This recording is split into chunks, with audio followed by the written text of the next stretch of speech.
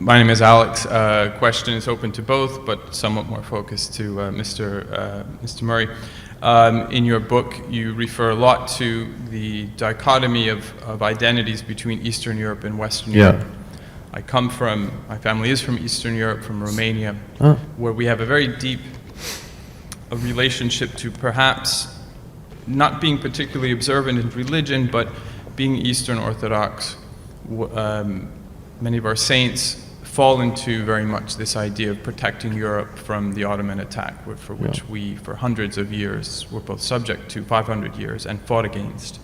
And it's this new type of narrative that we do speak about.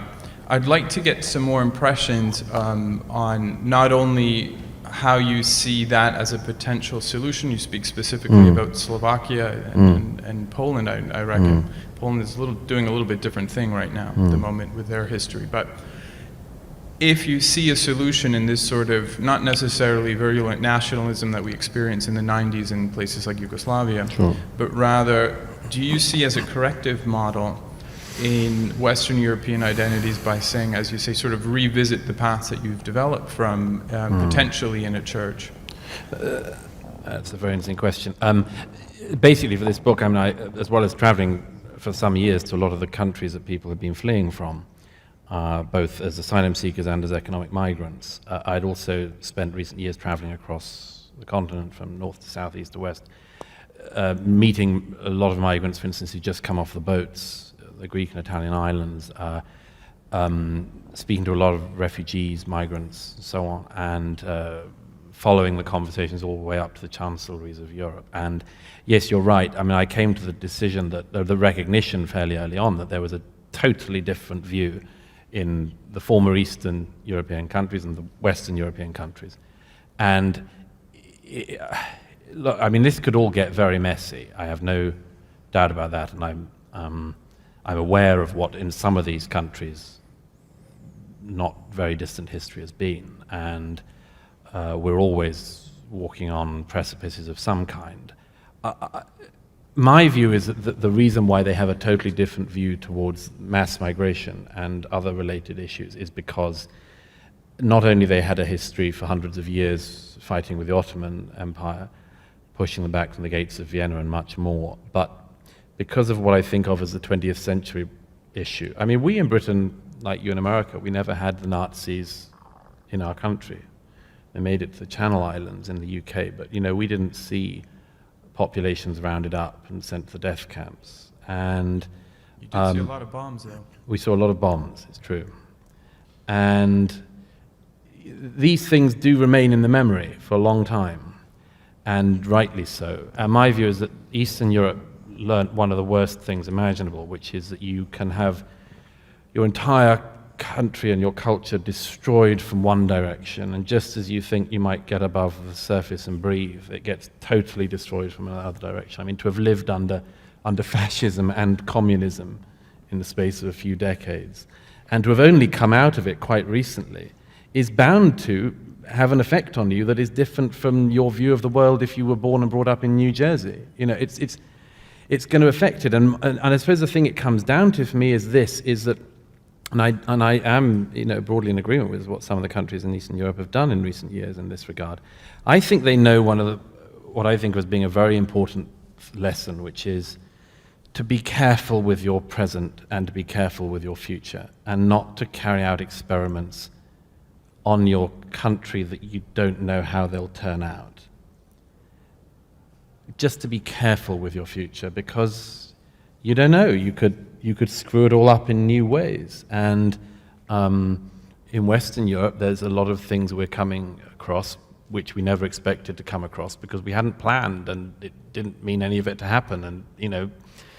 And I think in Eastern Europe they have a different view. So I just say that it's not an argument for people being illiberal or being anti-democratic or anything like it. I think people should be very careful, because this is, for most people, the only vessel they have to live in.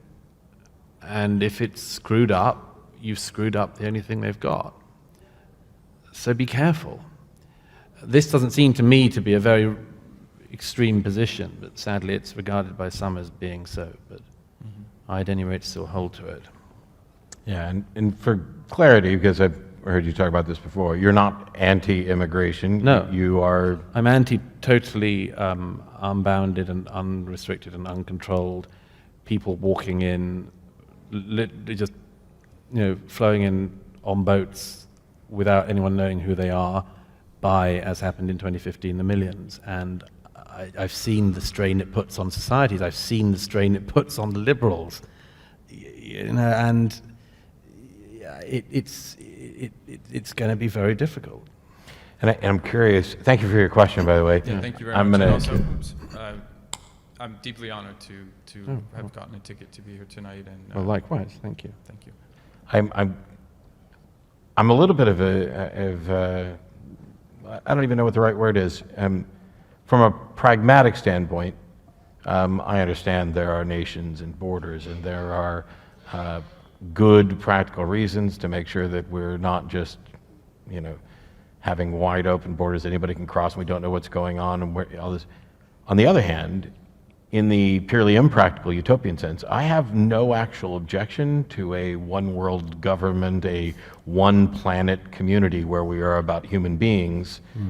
I don't think we're anywhere near that as far as, but I don't see a problem, and maybe this comes from, I don't have some cherished culture that I'm trying to protect any more than I'm trying to protect humanity. And I don't know if there's any practical way to get there. Well, but I could certainly envision, and I don't mean just to go down like the Star Trek route, but a system where you don't have the border. Yeah, but I spend a fair amount of time in this country, and one of the things I have observed is that not absolutely everybody is happy with your current president. Imagine if you were trying to elect a world leader in a borderless world, and who you might get. Well, you would actually get President Xi for life. Yes, and I would actually, so I am a fan of other voting principles, a ranked voting system, and I'm a fan of other modes of... You say you're in favor of a rigged voting system? Ranked. Oh, ranked. Where you rank your potential candidates. Thank God for that. So that you... It was an important thing to clarify. Yeah. but also, I like the idea of a council with checks and balances. I like the way our constitutional system works with checks and balances, but I don't think you need a president. And actually, in many places, the leader isn't the leader. I want to talk about a remarkable phenomenon that is going on in Asia and Africa, namely the large-scale conversion of Muslims to Christianity. There was a complaint by a guy on Al Jazeera who said that by his count, 6 million Muslims are converting to Christianity each year. Christians have been saying two things. Number one, God is eternal. Eternal meaning not living forever on and on and on. Eternal in the sense of outside of time. And this concept of eternity, which seemed from a scientific point of view incoherent, now makes complete sense. If God is outside the universe, He's outside of time. Far from being unable to escape God, there is a very real contingent of non-believers, and I would count myself among their number, who are unable by any means to discover Him, who seek and do not find, who knock and receive, as it were, no answer. I think it would be great if God existed. I really do. I would absolutely love to escape death. I would relish being the recipient of unconditional love. Less selfishly, I would love to be able to worship that which deserves to be worshipped. I just don't think it's true. Now, try as I might, look where I can, I find no response, no hint, nothing.